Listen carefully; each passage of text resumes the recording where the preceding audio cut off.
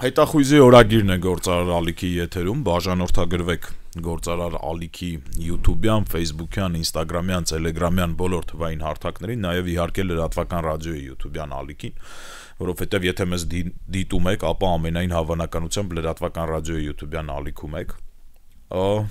Վովա Վարդանովն է առաջին խոսափողի մոտ, Դավիթ Խումարյանը երկրորդ խոսափողի մոտ, մեր գործընկեր Լիաննա Խաչատրյանը կարճատև արձակուրդում է, հուսանք հաջորդ հաղորդմանը արդեն հրամանատարի է տաղավարում ինքը կլինի ողջույն հրամանատար։ Ողջույն։ Այլևս Հայաստանի Հանրապետության զինված ուժերում տոներին պարգևներ եւ խրախուսանքներ բաժանելուց հետո ուռա զորքը չի գոռալույա կեցե մեզ հասած երևի թե բարեփոխումներից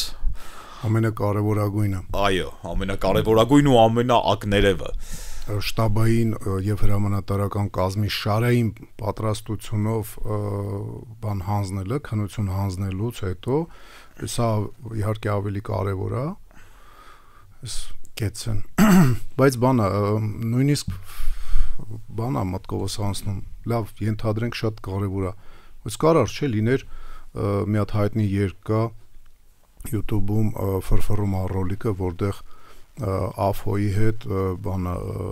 Վազգեն Սարգսյանը երգում է մի հին երգ մի 100 քանի տարի առաջ ուռա այո քաջներների սուրը հուրա կարար չէ հուրա լիներ հուրա որտեղ քո թոքերը ասենք ոնց որ ասած լիաթոք ձայնի բանը վրա աշխատում էին կեցեն փորձել են իրանք գոռան այդ կեցը որոշում ընդունող այդ հանճարները փորձել են թե բանը շարայինի նման է ասենք կարևոր չի ինչ ես անում կարևորը որ անում ես այդ լոզունգով են երևի առաջնորդվում ես օրինակ ինչ մեղքս թաքցնեմ երբ որ դա լսեցի փորձեցի ասենք մի քիչ մարդկանցից հեռանամ եւ գոռամ իմ մոտ չստացվեց գաղաթոքերս ռուսա ստրուկ եւ ռուսուլմանական ասենք կառուցվածք ունեն անկախ դրանից որ անգլիացիք հիփ ուռա են գոռում երևի մեր քո թոքերը սուվերեն թոքեր չեն ու կեցե չեն սուվերեն թոքեր չեն ու չեն կարող մեր սուվերեն կեցեն գոռում ուռան են գոռում կամ է ռուսական ուռան են գոռում մեր սուվերեն կեցեն չեն գոռում մեր ժամանակը քիչ է ես առաջարկում եմ դրա վրա շատ չկենտրոնանալ մի քիչ ավելի անլուրջ թեմաների այո որտեղ տենց դե մենք հասու չենք մենք չֆիքսենք շատ բան ի վիճակի չենք ընկալենք հանճարների ասենք կարևոր մարդիկ կարևոր որոշումները կայացրել են մենք մանր հարցերից խոսենք Ես լսում եմ, որ վերջին օրերին անդադար խոսվում է նրա մասին, որ Տավուշի մարզի այդ հողակտորները վերադարձնելու եւ դեմարկացիա դելիմիտացիա անելու հիմնական նպատակը այն է, որ մենք այնտեղ կունենանք սահման, որի վրա կկանգնեն սահմանապահները, ոչ թե ռեգուլյար բանակը։ Ես էլ դեռ պատերազմի ժամանակահատվածներից երբ հետևում էի ադրբեջանական բանակի գործողություններին տեսնում էի որ այնտեղ կան կանաչ համազգեստով զինվորականներ խոսքը տեսանյութերի մասին կան կանաչ համազգեստ կամուֆլյաժը մի քիչ տարբերվում այլ ավելի կանաչ համազգեստով զինվորականներ հետո պարզվեց որ դրանք ոչ թե զինված ուժերից են այլ սահմանապահ ծառայությունից են հետո երբ որ մի փոքր հետաքրքրվեցի հասկացա որ իրանց սահմանապահ զորքերը այնպես չի որ կտրուկ ավելի թույլ են քան զինված ուժերը այսինքն այնց չի որ իրանք չեն տիրապետում են զինատեսակներին եւ այն հմտություններին որին որ չի տիրապետում բանակ այսինքն մեծ հաշվով Երբ որ եթե այնտեղ կան սահմանապահները մեր համար չեմ կարծում թե ինչ-որ բան փոխվի։ Խնդրեմ մի քիչ այդ սահմանապահ զորքերի մասին խոսենք Ադրբեջանի, եթե տեղեկություն ունեք իհարկե։ Թուրքերի, Մերձկասպյան ռեգիոնի թուրքերի սահմանապահ զորքերի բանը եթե խփում եք, համացանցում կանչում եք որ բերի, ուրեմն իրանց զորախաղերը շատ հետաքրքիր են, իրանց կրակայինը տիրապետում են եւ ունեն իրենց մոտ ասենք հրետանու հաշվարկներ ասենք ականանետային հրետանուին տարբեր տրամաչափի ուրեմն վաշտայինից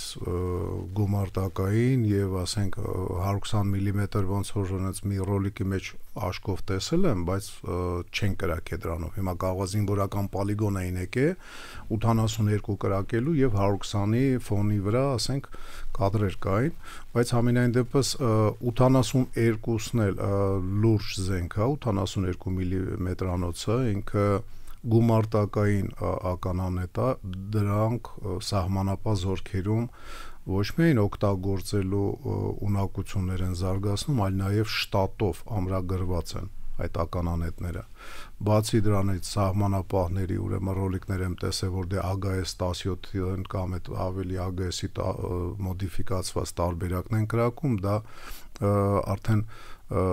նռնականետ է, ավտոմատ նռնականետ է, զրահատեխնիկա ունեն, բոլոր սպեկտրը, ոնց որ թե շտատով տանկեր չունեն, բայց բանակը երբ որ բաներ անում, ռուսներից առնում էր տանկերը, երբ որ բարեկամաբար մեզ տրամադրված դաշնակցային հարաբերություններ ունեցող Ռուսաստանը սրանից 10 քանի տարի առաջ սկսեց վաճառել թուրքերին T90-ը, խախտվեց բանը բալանսը հələ միան, բալանսը միշտ էլ խախտված է եղել, խախտվեց այդ սովորական սպառազինության բանի պարտավորվածությունը թուրքերի իրենց վրա վերցրած, ու այդ տանկերը պիտի բանակից որոշ քանակ հանեին կամ սառացնեին, ասենք ինչ արեցին իրանք T55 տանկերի հետ եւ T62 թե 64 տանկերի հետ, քանի հատ ունեն, հիմնականում T55-ներն էր, բայց T72 տանկերի որոշ քանակ ինչ որտեղ պիտի մտցնեին, չէ, որ բանակից դուրս գար, որ ինքը չլիներ բանակի բալանսի վրա, այո, եւ հետեւաբար չխախտեր, որտեղ են իրանք այդ ամեն ինչը տեղափոխել, իհարկե սահմանապահ զորքեր եւ ներքին զորքեր, որը մեկը երկուսն էլ չեն մտնում զինված ուժերի պաշտպանության նախարարության մեջ։ Փաստորեն իրենք տանկային էկիպաժներ էլ ունեն ու տանկ օգտագործել գիտեն, պատերազմական դրության ժամանակ, եթե նույնիսկ արդեն իրանք սեփական տանկերը չունեն, որովհետեւ ի պատիվ մեր տղաների որոշակի քանակ իրենց տանկերից իհարկե շարքից դուրս է եկել, դա նշանակում է, որ կարող է տանկեր չունենան այս պահին սահմանապահները, բայց ունենալով հմուտ տանկիստներ կարան բանակից համալրում ստանան, մանավանդ այն հատվածներում, որտեղ որ ինքը առանձին պատասխանատվության գոտի է լինել, որտեղ 20 թվականին սահմանապահները այնպես չի, որ մեր դեմ չէին կռվում Արցախում, կռվում էին։ Էլ չեմ ասում Ղափանի դեպքերի ժամանակ ոնց որ թե սահմանապահների մի հատված, ոնց որ ասած, այնտեղ որտեղ իրանք անպաշտպան էին, մի քիչ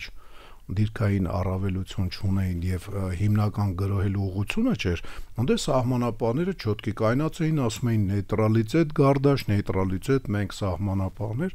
իսկ այնտեղ որտեղ որ իրանք առաջխաղացման գլխավոր ուղղությունները, օրինակ Ղափանում, այնտեղ սահմանապահները այդ գրոհերին մասնակցել են։ Այստեղ կարծում եմ մանիպուլատիվ էլեմենտ կա, էլի, այսինքն երբ որ մարդկանց ասում են, որ մենք բանակը գնալու է սահմանապահներն են գալու։ Այո։ Սովորական ժողովուրդը պատկերացնում են սահմանապահ ասելով նկատի ունեն գեղեցիկ սպիտակ վերնաշապիկով եւ փողկապով աղջիկներին եւ տղաներին, որոնք սովորաբար օդանավակայաններում են մեզ դիմավորում ու տենց դա ապահովության ինչ որ հանգստության տպավորություն է ստեղծում։ Արդյոք մեր համար ռազմավարական եւ մարտավարական տեսանկյունից ինչ որ բան է փոխվելու, այդ սահմաններին կանգնած կլինեն Ադրբեջանի զինված ուժերը, թե Ադրբեջանի սահմանապահ զորքերը։ Որոշակի ձևով փոխվելու է։ Սահմանապահները որտեղ կանգնում են, այնտեղ գլխավոր ուղղությունը չի արձակման։ Սենց ասեմ։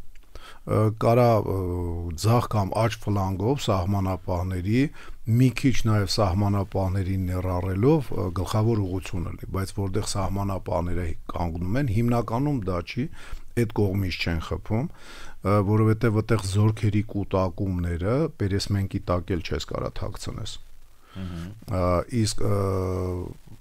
դա կարճ ասած ցույց է մեր համար, որ իրանք այդտեղից հարձակվելու են, որտեղ սահմանապահների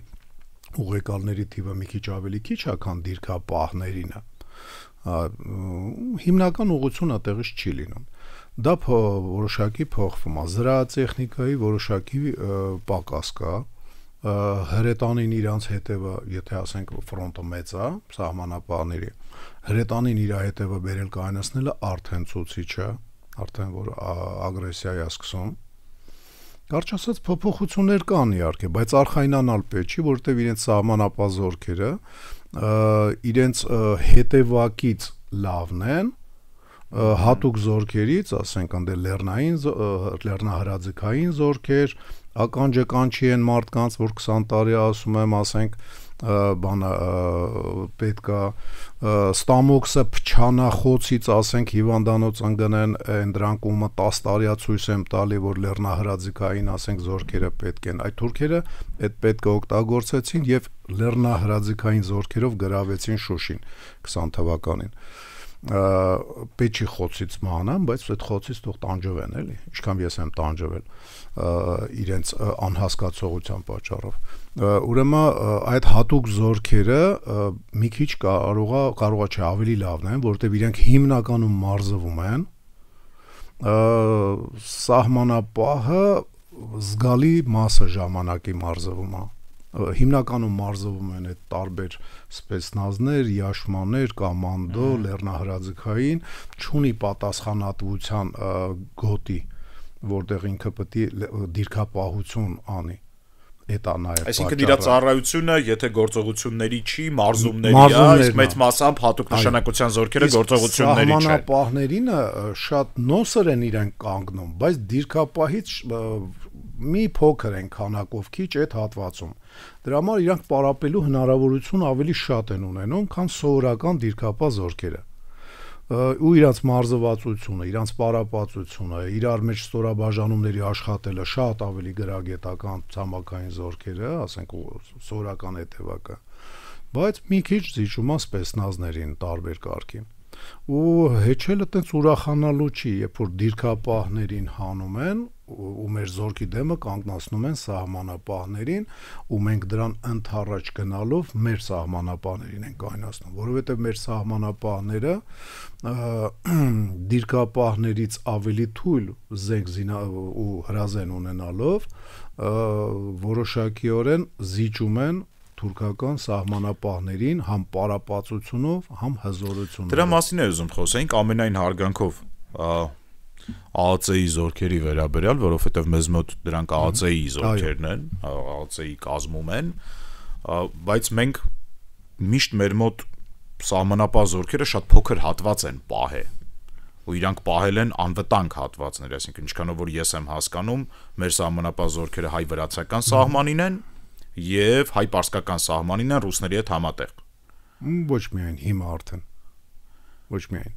Մեր սահմանապահների Ես ավանդաբար նկատի ունեմ 94-ից մինչև 20 թիվը։ Դե Թուրքիայի հատված, Պարսկաստանի հատված եւ լրիվ Վրաստանի սահմանը դա մինչև 20 թվականն ա եղել։ 20 թվականի ցեսկում տարբեր ժամանակահատվածներում Զոդից մինչև Կարմի բանը Իրանի սահմանը տեղ-տեղ ասենք սահմանապահներն են կանգնած թուրքական սահմանապահ զորքերի դիմացից։ Մի քիչ առաջ նշեցի, որ Ղափանի հատվածում, որտեղ սահմանապահների հիմնական, ոնց որ ասած, պոստերն էին, այնտեղ Գարդաշ, Միր, նեյտրալիզետ, մենք սահմանապահ ենք, իսկ այնտեղ, որտեղ իրանց ձախ թևներ ու գլխավոր հարվածի ուղղություններ, այդ 22 թվականի սեպտեմբերյան գրոհերի ժամանակ այնտեղ սահմանապահները նույն ձևով կիրառվեցին զորքերի հետ ու որտեղ թուրք սահմանապահն կայանում իր դիմացից կանգնում է հայկական սահմանապահը ուրեմն կլինի որոշակի ասենք տասնյակ կիլոմետրեր կլինեն որ նոր հատվածներ կան սահմանապահների Նկատի ունեմ, եթե այս խոսակցությունը բացվում է ու ի վերջո դրան ենք գալու, երևի թե մենք այդտեղ էլ կարիք ունենք չորգործողություններ անելու սահմանապահ ծառայության մեջ, փոփոխություններ մտցնելու, չգիտեմ, շուտ ավելացնելու, պակասացնելու։ Պիտի մի քիչ ավելի խելացի լինենք, սահմանապահը որտեղ է կանգնում, որտեղ պահպանության իր ծառայությունը պաշտպանության վերածվելու հավանականությունը շատ ցածր է, շատ ցածր է։ այնտեղ որտեղ բարձր է կամ միջին բարձրության վտանգներ են, հա, այնտեղ կանգնում են դիրքա պահը, էլի պահպանություն։ Բայց անհրաժեշտության դեպքում պահպանությունից պաշտպանության անցնելը դիրքապահներին շատ ավելի հեշտ է, քան սահմանապահներին, որովհետև դիրքապահը իր նույն զորամասի հրետանին, զրահատեխնիկան կգա իրան օգնության եւ այլն։ Իսկ սահմանապահների ուղեկալներին օգնության գալու են իրենց նման, ասենք, ոտով, շներով, բաներով, կամերաներով հագեցրած, ասենք, գաղտնի եւ բացահայտ կամերաներով հագեցված սահմանապահ բանից, ասենք, ջոկատի արագ արձագանքման խումբը։ Դա մի քիչ անադեկվատ կլիներ, եթե ամբողջ երկայնքով այտենց տեղադրվեին։ Երբ որ հայլային զորքերը հետ քաշելու բան լինի, դա էլ հավասար պայմաններ չի ստեղծում, ասեմ, ինչի մասին է խոսքը։ Հայլային չի կարելի, որտեղ մենք եթե հայլային հետ գնանք, որ այսպես ասած օպերատիվ խորության վրա հայտնվեն զորքերը սահմանի հետ առաջնագծի սահմանի հետ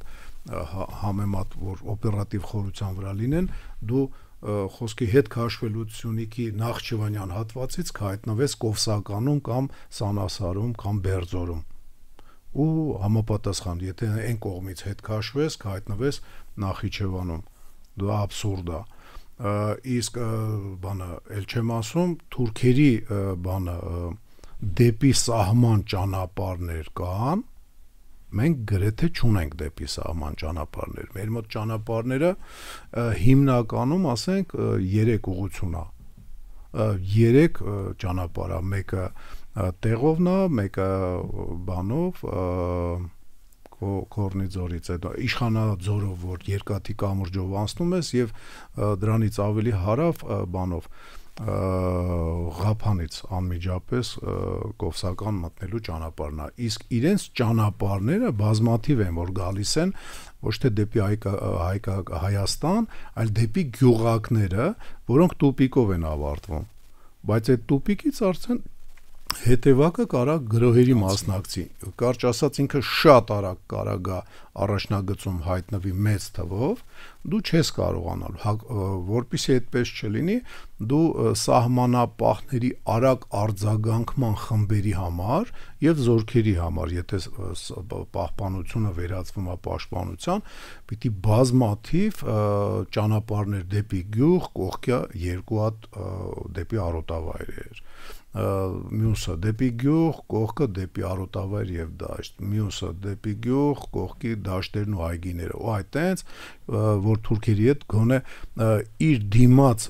իր ճանապարհին, որը գալիս է դեպի առաջնագիծ ու այնտեղ տուպիկի է վերածվում կամ դառնում է գրունտային, որ գոնե դու իր դիմաց արագ ճանապարհ կարող ես տանես։ Իհարկե, եթե կա վտանգ, որ եթե դու դեբիլ ես ու ժամանակին չես արձագանքում, ինքը օգտվի քո ճանապարհով գա մտնի քո շրջկենտրոնները կամ ասենք խոշոր բնակավայրերը։ Բայց մի եղի դեբիլ, հիմա ուզորով չի։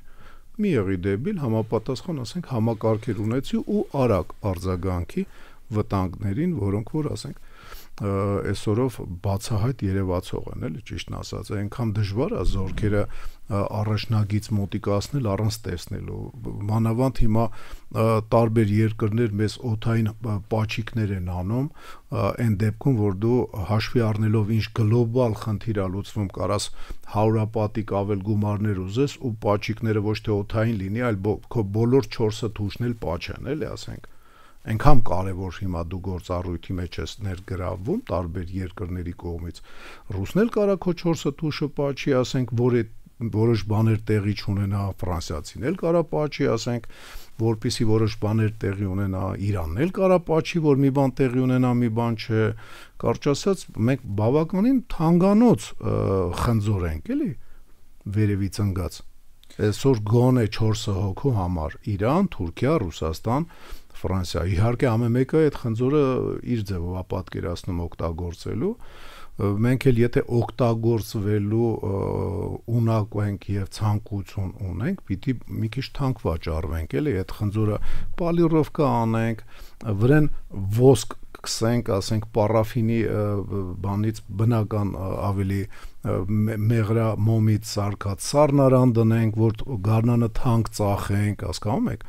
բառացի պետք չի հասկանալ, էլի, թանկացնենք ապրանքը, ոչ թե դիշովի 50 դրամանոց կամ 30 դրամանոց, ինչը ալարել ենք, ծառից քաղենք, տակից հավաքած խնձորը, ասենք, հանում ենք վաճառքի։ Չէ, կարելի է գարնանը 800 դրամով վաճառել կամ ասենք այդ վասկավանյա, սարցիրովկա բանանը, կարճ ասած մենք թանգանոց ապրանք եկեք դիշովի ձևով չծախվենք,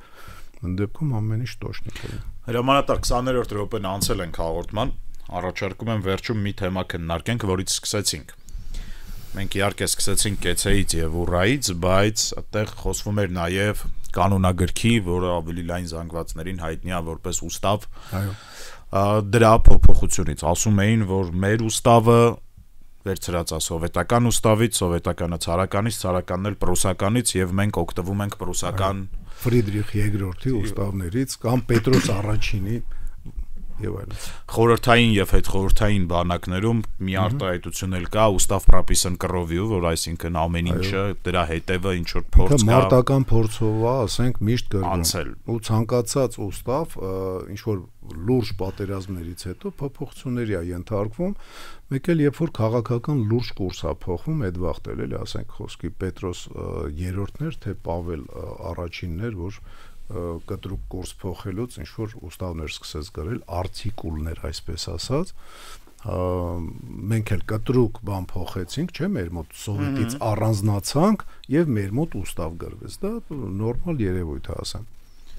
Հիմա լավա թե լավ չի փոփոխությունը, այսինքն կա տեղ փոխելու բանս ձեզ, ինքը ինչի մենք գնացինք պատմություն, ինքը ժամանակավրեպ է։ Հիմա բացադրեմ ինչի պատճառով, այդ ուստավը շատ հաճախ մարդկանց ուղեղում մանավանդ մարտական ուստավները, որոնք այդ իրականում արյունով են գրվում, իրանք գրվել են Բելարուսիայի բանը տափաստաններում, չէ, անտառներում ու ճահիճներում Բագրատիոն օպերացիայի արդյունքում, Ռուսաստանի արևմուտքի եւ Ուկրաինայի արևելքի այդ բանը Կուրսկի Դուգայի ճակատամարտերի արդյունքում, աբխվատների եւ բաների հետ կապված Գուդերյանի կլեյստի տանկային շարասյունների հազարավոր տանկերով շարասյունների արշավը դեպի Մոսկվա, հետո ռուսական սովետական տանկային մեխանիզիրованный, ասենք, բրիգադների եւ դիվիզիաների արշավը դեպի Բերլին, այդ դրա արդյունքում դա մեզ այնքան էլ պետք չի, էլի, ասենք, այդ կարելի ասել ընդհանրապես պետք չի, ու միևնույն ժամանակ, եթե նայում ես, մի փոքր դրվագ ա եղել լեռնային պատերազմ Կովկասում 43 թվականին, օպերացիա Էդելվեյս եւ այլն, արդյունքում մի քիչ լեռնային զորքեր ստեղծեց Սովետը, հետո ցրեց, որտեղ այլ լեռներ չկա ճանապարհին, ինքը չէր պատրաստվում Ալպեր մտնել եւ Ֆրանսիայի հարավը, ասենք, Ռիվիերան գրավել, էլի, դրա պատճառով, ասենք, ինքը ցրեց, այդ լեռնային զորքերը քիչ թե շատ հետևակի դեր խաղացին, հետո ցրեց, ու բայվոյ ուստավի մեջ չի ընդգրկվել էդի։ Ձեր ասած տրամաբանությամբ հաջորդ ուստավը պիտի գրվի վերլուծելով 44-օրյա պատերազմը, ապրիլյան պատերազմը, 44-օրյայից հետո եկած սեպտեմբերյան դեպքերը ջերմուկում, սոտքում եւ այլն։ Պարտադիր ու ասեմ սենց, էլի, այն կոմիսիան, որը որ 44-օրյա մարտերը քննում էր, ես չտեսա գլխավոր երկու հոգուն, ով որ կարար փոփոխություն մտցներ կոմիսիայի աշխատանքը ուղղակի զրույցներից բերեր պրագմատիկ դաշտ, որի հիման վրա բան կա պետք է գրվեր դրա, էլի, ասենք, նոր ուստավը, մարտական ուստավը, մարտական, ասենք, կանոնագիրքը, դա քիչ թե շատ քաղաքականացված, ասենք, չեն դիմել երևի այդ մարդուն, դա գլխավոր շտաբի պետն էր, Օնիկ Գասպարյանը, ինչի համար եմ կարծում։ Դե որովհետև ինքն է ղեկավարը գործողությունները պատերազմում։ Նույնիսկ ոչ, դա չէր պատճառը։ այ որ իր հրամանով ստեղծվել է բաժին թե վարչություն, որը վերլուծում էր թարմ միջև ստերն ու հեքիաթները շատանալը, թարմ վերլուծում էր մարտերը, եւ այդ բաժնի ու վարչության պետը Նորայր Ասլանյանը, որը հիմա ցավալի է, բայց Արցախում իր գործունեության ճիշտ գործունեության պատճառով, բայց տեղ հատում էր, ասենք, սահմանավորենքի, երևի մի քիչ էլ, ասենք, վախենալով հարևանի, այսպես ասած, ջղայնանալու, ինքը միջև հիմա ձերբակալված է, արդեն երևի շուտով մի տարի է դառնում, այդ երկու մարդը պարտադիր պիտի լինեին, որովհետև մնացածը բոլորը, նայեք, շատ խելքը գլխին, ասենք, զորավարներ է Գերմանիան ունեցել եւ Սովետական միությունը երկրորդ համաշխարհայինի ժամանակ, շատ խելքը գլխին, լուրջ դեմքեր, ու բոլորի մոտ պարզվում է, որ ստեղ Հիտլերն էր մեղավոր սաղ հարցերում, ասենք, նույն Կլեյստի բանի մեջ, նույն Գուդերյանի հուշերի մեջ, ստեղ, ասենք, Շտեմենկո, Ժուկով, պրյամո չեն ասում Ստալին, բայց ասես նամյոկը կա, էլի, այնց ստավք են, ստեղ, էլի, то есть մաքսիմալ մարդ փորձում է իրան արդարացնի, իսկ երբ որ թարմ է այդ ամեն ինչը հետազոտվում, մարդը չի հասցրել իր կռուտիտները մոգոնի, ոնց իր ճիշտը դարձնի, ասենք, իր սխալը ճիշտ դարձնի, այդ թարմ Օնիկ Գասպարյանը, իհարկե, Մալատչինը այդ առումով, որ ինքը թարմ անմիջապես, ասենք, նոյեմբերի հրամանը երևի ստորագրել է կամ հանձնարարականը տվել է, հետո է հրամանը ստորագրել այդ մարդուն այդ նոր բաժին վարչություն ստեղծելու այդ Նորայրին այդ պաշտոնի վրա դնելը։ Այդ ամեն ինչը բերեց դրան, որ իրենց նման ինֆորմացիա ունեցող վերլուծականով ոչ մեկ չունի։ Այն մնացածը Կլեյստեր, Գուդերյաններ, Շտեմենկոներ, Ժուկովներ եւ, ասենք, Ռոտմիստրովներն են, որոնց գրածի կեսը այնց կարաս ֆանտաստիկի ժանրից բան անես, էլի։ Այսքանը հետախույզի օրագիրներ, շարունակեք լսել Գործարար ալիքը, կհանդիպենք հաջորդ շաբաթ ամենայն հավանականությամբ արդեն Լիաննա Խաչատրյանի հետ։